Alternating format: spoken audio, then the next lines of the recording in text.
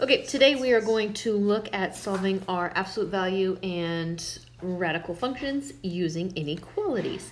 The first thing you're going to do is you're going to set it up as an equality, so like the greater than, less than wasn't there. So with any absolute value, remember we set it equal to the positive and negative form. So we'd say x minus 3 equals positive 3, and x minus 3 equals negative 3. If we solve for x, we get x equals 6 and x equals 0. Because this is an equals to, we're going to put closed dots here at, oh my goodness, here at 0 and at 6. Blah, blah, blah, blah. Okay, the best way to do these is to check test points. So you're going to need to test a point in each of the three zones. You'll need to test a point over here to the left, a point between the dots, and a point to the right. After we do a couple of these, I'll kind of tell you the trick of how to guess them, but you will run into some outlier situations that we'll see in a minute where sometimes you have all real solutions where you could shade in the entire line. Sometimes none of it really works and you actually don't have any solutions. So testing a point, I like to try and test points that make my life easier. It doesn't always work, but we'll just see. So over here on the left side, it doesn't really matter. I'm just going to use negative 3. So if we do the absolute value of negative 3 minus 3 greater than equal to 3, we want to know if this is true. Negative 3 minus 3 is negative 6. The absolute value of negative 6 is positive 6. Is positive 6 greater than or equal to 3? Why, it sure is. So we would color over here. Doop, doop. Okay, and then we test a point in the middle. I'm going to test 3 because then I can say 3 minus 3, absolute value of that, greater than or equal to 3. So 0, the absolute value of 0, 0 is 0 greater than or equal to 3. It sure is not. Lizzie, girl, quiet. Sorry. And then, so that is not true, so we will not shade the middle. Then we work on a number greater than 6. So we plug in 7. So the value of 7 minus 3, greater than or equal to 3. Absolute value, 7 minus 3 is 4. Absolute value of that is 4. It is greater than or equal to 3.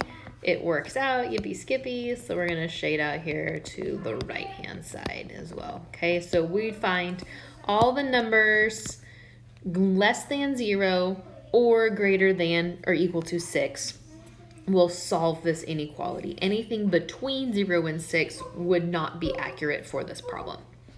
Okay, so you're going to set it, you solve it using as an equality, plus your points on your number line, then you're going to do some test points along the way to check your answers.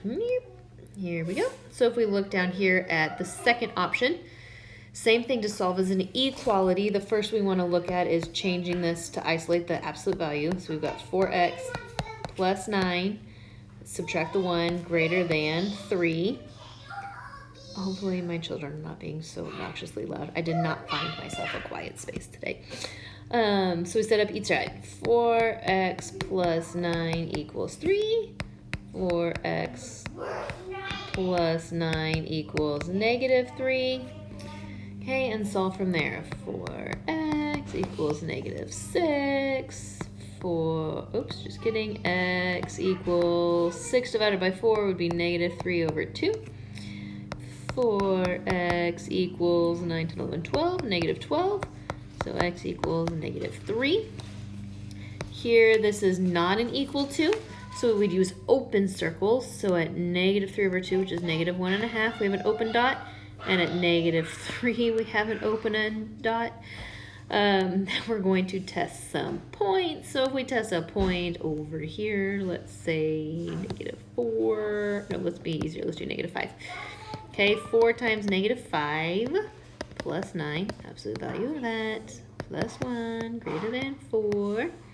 4 times negative 5 is negative 20, plus 9 would be negative 11. Absolute value of that would be 11, plus 1, greater than 4. Why, it sure is. Shade, shade, shade, shade, shade, shade, shade, shade, shade, shade, shade, shade. Okay, we plug something in the middle. We'll try negative 2. 4 times negative 2 plus 9, boop, bloop, plus 1, greater than 4. 4 times negative 2 is negative 8, plus 9 is positive 1.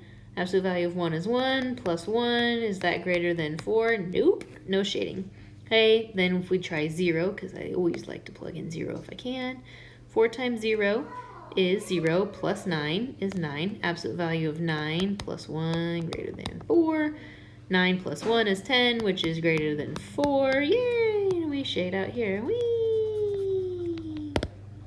Okay, the kind of trick on these is on absolute value ones. When your problem, I guess these are both the same. When your problem is, oops, just kidding, wrong shade. Pretend like I shaded this part. Is the greater greater than? When you have a greater, I like to say it with a funny version of greater. So if we say great or, okay, then that's when our inequality is split. It's this or this as you're solving. You're going to have that gap in between. Okay, so if it's a greater than or less than in absolute value problems, and then there's other inequality problems where we have different splits. We're not doing them right now, so you don't have to worry about that. But when it's that greater, you're going to have that gap between them. If it's less than, then it's going to be contained inside, unless you have one of these weird awkward solutions. It is really important to check your answers on both of these because absolute value and radical functions are notorious for having non-existent solutions or multiple solutions, all that sort of thing. Okay, so now we come to our radicals. We're going to solve these the exact same way. We're going to start by raising both sides to a power, pretending like it's an equal sign. Okay, so we raise both sides to the second power. So we get x plus 5 equals 4. And then x is equal to negative 1. This has got an equal to sign. So we're going to put in a closed dot here at the equal to. Now on these radicals, we're not going to have that split answer because there's not two solutions. We only have one solution to the equals problem. We're going to have many solutions to our inequality. You can just look at this and say we're looking where the radical is less than or equal to 2 and understand that you're just going to be shading. Your answers are going to be less than whatever you come to, but you do really want to check yourself because it is easy to make mistakes along the way. So to test our test point that I just drew in for you, let's do negative 5. That's more fun because then we can make things go away. Negative 5 plus 5 less than or equal to 2. Negative 5 plus 5 is 0. The square root of 0 is 0. 0, huzzah, is less than 2. If we plugged in a big number, should say 5. 5 plus 5 less than or equal to 2. Square root of 10 is, well, let's see. The square root of 9 is 3. The square root of 16 is 4. So the square root of 10 is somewhere between 3 and 4. Both of those are greater than or equal, are greater than 2. So this is not a solution. So all of our solutions are over here, less than negative 1. Okay, so we would actually write this. If you wrote these as a solution, they don't make you write these as a solution. It's strange. If you were to write this as a solution, you would say that x is less than or equal to negative 1 would be your solution. On these back here, to write these as a solution, you would say x is less than or equal to negative 3. Oh, this was just a less than, just kidding. X is less than negative 3 or x is greater than negative 3 over 2 would be how you would write out algebraically your solution. He just has you draw out your solutions, but I think it's important for you to see how to write those. So if it's split apart, you're going to write or, and then I'm about to flip over and show you how to write it with and in just a minute. Okay, the last type of thing we're going to look at is if all solutions work, if no solutions work, or if some solutions work. I'm going to work from the bottom up on these to kind of show you what's going on here. Swindell kids, quiet please. I'm not always that nice to them. Here we go. We've got 3x plus 8 absolute value. We're going to add the 6 less than negative 4. Okay. Now when we look at this, this is telling me When is the absolute value less than -4? By definition, absolute values have to be the positive distance from 0. So when you take the absolute value, you're going to get a positive number. There is no way that a positive number could be less than -4. So we here would have no solutions. Okay, on 13, we've got absolute value of x minus 2. My children are just being crazy. I'm going to go for a walk while I try and type these answers in. Okay, I'm going to go hide in one of their rooms since they're not using it. Okay, x minus 2. We're going to add 4 to the other side, greater than or equal to 0. So this is saying when is the absolute value greater than or equal to 0? So if you think about absolute values, the absolute value is the positive distance from 0. So if it's 0, it's 0. Any other number we put inside those absolute value bars, anything we could come up with in those absolute value bars, the absolute value of it is going to be greater than or equal to 0 because it's always the positive distance. So this would be all solutions. Okay, so for example, if we plugged in -52 minus 2, -54, the absolute value of -54 is 54. It's greater than or equal to 0.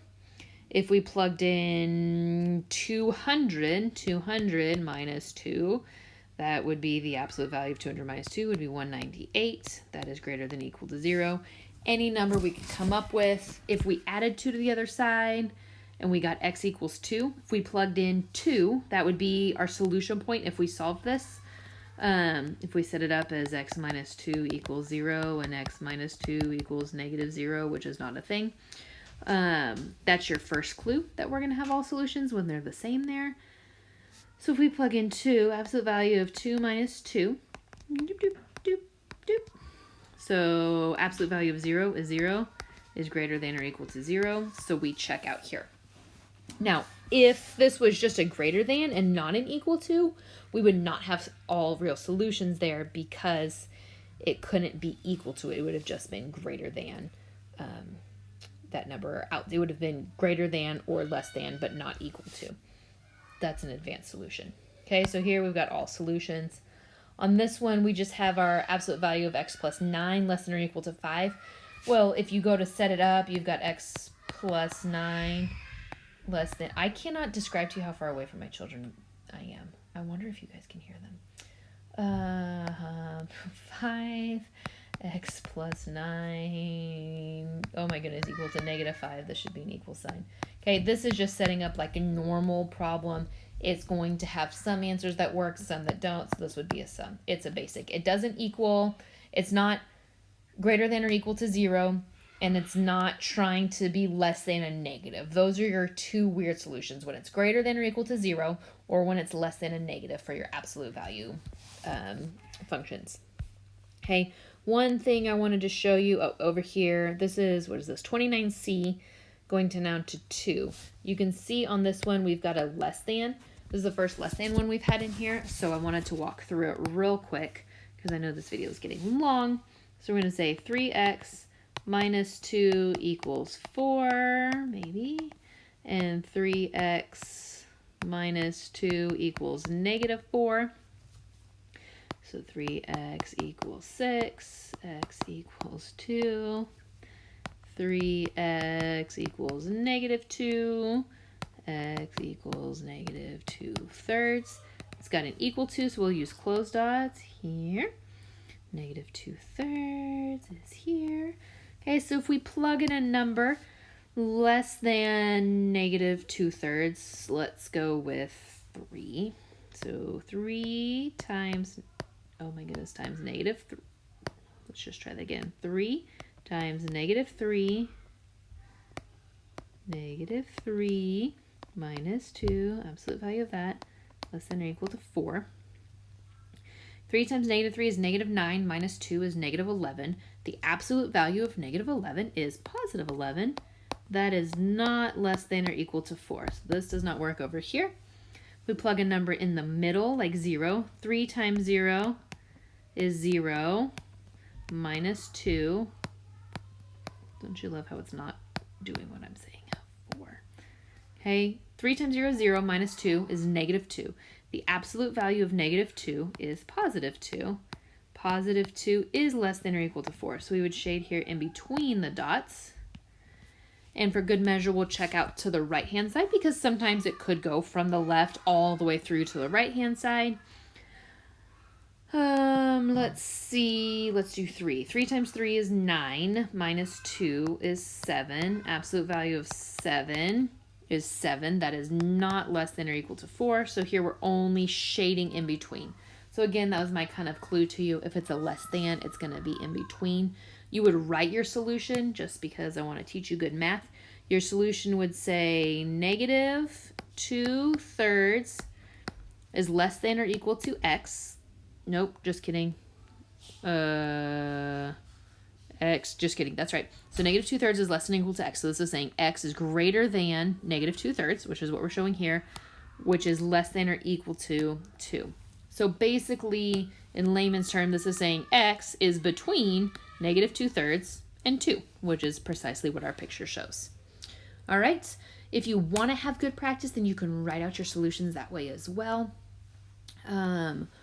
Work through these problems. Send me in your grades, please. I have not sent you back your test grades, have I? I will send you back your test grades, and I will update the online gradebook, and then hopefully send out an email here later with some more information about things my children are finding me.